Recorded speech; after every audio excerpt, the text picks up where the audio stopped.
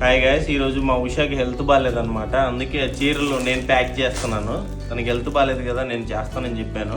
Chiffon saris ఇవి. Pack చేసే ముందు మీకు ఒకసారి చూపిస్తాను, చూసేయండి ఎలా ఉన్నాయో చూడండి.